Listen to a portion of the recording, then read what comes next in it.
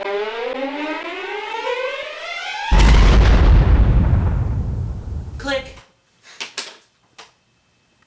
Hello there, Internet. Welcome to Free Range Nerdity. I'm Max. I'm Sam. We both recently saw Batman Under the Red Hood, and we're like, damn, we need to... Awesome, kind of. Sort of. Pretty good. Yeah. Well, we need to talk about it. We're going to talk about it. So, this is our new take on a new segment. It was originally dueling reviews, but we don't duel in these reviews, or that one review of Inception that we did, which isn't actually online.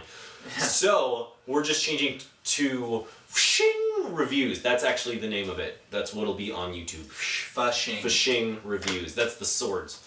Like Zuko's swords in Avatar. Or any swords that do...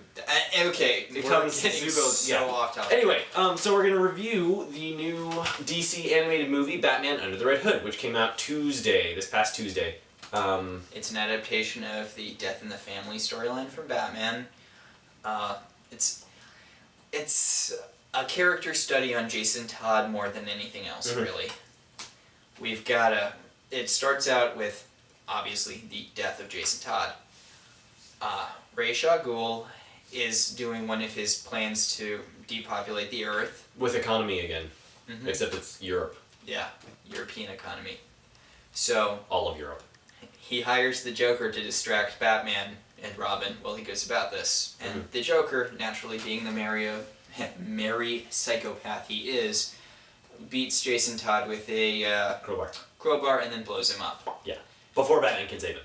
Now, technically, I just want to put this out there, that made a pretty good distraction.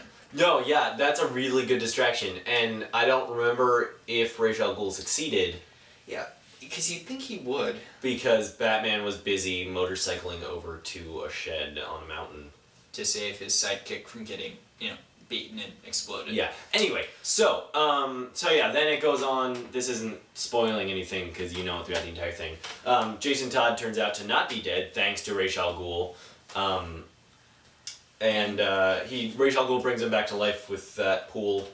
The Lazarus Pit, sorry.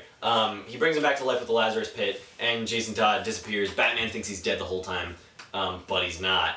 And Jason Todd comes back as the Red Hood, who is like a revamped villain that originally was the Joker's alter ego. Some other people have had it. A lot of people have had it. Yeah, it's like, what's his name? It's like the Blue Beetle. There's been a ton of people who've used it. Yeah. Okay, so anyway, so DC did an adaptation of this, like I said, that was released on Tuesday, and it was pretty good. It had a really good cast. Bruce Greenwood, John DiMaggio, Neil Patrick Harris, Jensen Ackles, Jason Isaacs, who you might know as Lucius Malfoy. Anyway, so it was pretty good overall. Yeah. It was enjoyable. You should definitely look into watching it. Good movie. Yeah. The plotting, I felt, was kind of weak. I mean, it follows the original story, but there's not good flow. Characters are introduced and then dropped for no good reason.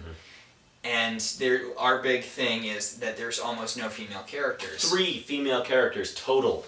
And one of them, Talia al Ghul, which they've been doing such cool stuff with her in the DC universe. Like, they've been doing a retrospective thing on Jason Todd's resurrection, what he was doing. And they have Talia having this weird, twisted mother-son relationship with him, and that's not in this at all. Which sucks, because I feel like that would have been a cool thing to explore there. For those of you who don't read the comics, Talia al Ghul is Ra's al Ghul's daughter, / Bruce Wayne's lover. Is that what you call her? A lover? Anyway, we're getting away from the movie.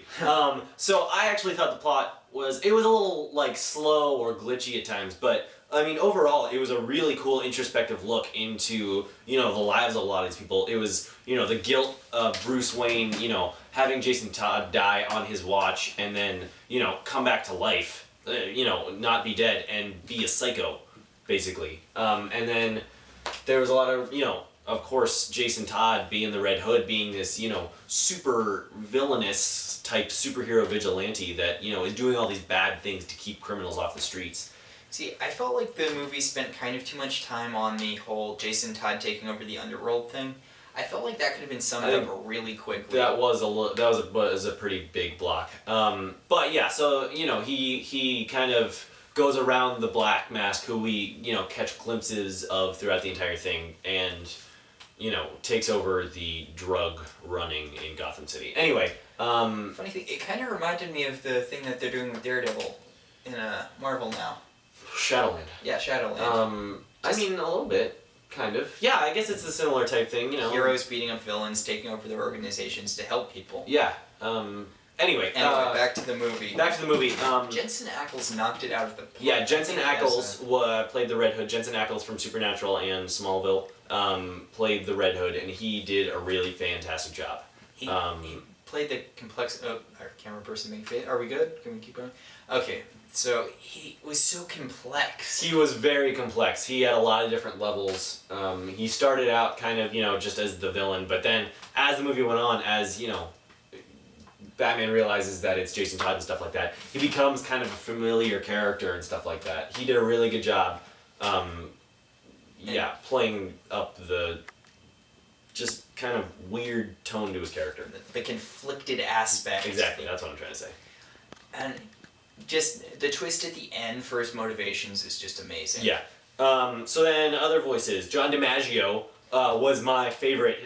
John DiMaggio played the Joker in this. John DiMaggio is Bender and Jake the Dog from Adventure Time, and he did Mark Hamill proud. It was amazing. It was a lot different from Mark Hamill's Joker, but it was absolutely amazing. He just took on this really gritty, strong guy kind of Joker instead of the usual, fancy... He made him so butch, which worked in the context of the movie. It worked really well. He didn't get rid of any of his humor or anything like that. Like, it was all in there with the whole... The way he was talking about when he was the Red Hood, the maitre d' type thing. Anyway, he does this one thing where he repeats a joke, but to completely different people, and I'm like, okay, that's what people do in real life with jokes. But... It works. Besides that, he was, really dark and really just a psycho. Like, you could just tell he was a psycho. So that was the Joker. Neil Patrick Harris was fun as Nightwing. I liked him as Nightwing. He was very into it. He talked in the stereotypical superhero voice, and it worked well. It worked really well for that character. It did work really well, and it was sad that we didn't get to see that much of him. He was in the movie for, the first half, and then he dropped out after... twisting an ankle or something. Yeah, after spraining his ankle. So, sad to see him leave, but he did a really great job with the character while he was there. Also, it was weird that they just got rid of Nightwing, not just Neil Patrick Harris, but they just, dropped Nightwing halfway through the movie, which was a little odd. It was like he was only there to... That's one of my bigger problems with the movie. It picks up characters and then it drops them for no good reason. So that was a little strange. But, overall, the movie, the voices were great. Besides that, I thought this was the darkest of almost any animated thing that DC has ever done. Besides, Return of the Joker, that was pretty dark. Yeah, Return of the Joker is still, I think, that was pretty dark. But, no, this was a really dark movie. The whole thing with, Joker and, the freaking truck full of villains, there was a lot of, pretty extreme violence in this. A little bit of gore, which is not common. Stuff like that. So it was really dark, and it was all, the tone, it's, no one Batman. swore, which I was kind of surprised at. So... Not that this is a movie that you'll be showing to your kids. No, you should not. In any case, I think it was all pretty good, for the most part. I mean... Smooth animation, good voice acting. Yeah. I was weak on the story, Sam likes it. I liked it. Besides not the story, the pacing. Yeah, the pacing. Besides these few qualms we have with it, though, the very small ones, it was overall pretty awesome. A great thing from DC. You should feel free to run out there, buy it, rent it, download it. No, we don't condone that. Oh, one more thing I forgot to mention. I thought it was a little weird the flashbacks he had to young Robin. Yeah, it was a little misplaced. Also, it was Robin from the Batman. Yeah. I mean, that was Robin from the Batman, but... Definitely. The character model. It was exactly the same. In any case, anyway. So yeah, that is it. Batman Under the Red Hood, the new release from DC Animated Universal stuff. And that is it, I guess. So, thanks for watching. Subscribe! Come again on Wednesday. We'll have new videos for you. Okay, bye!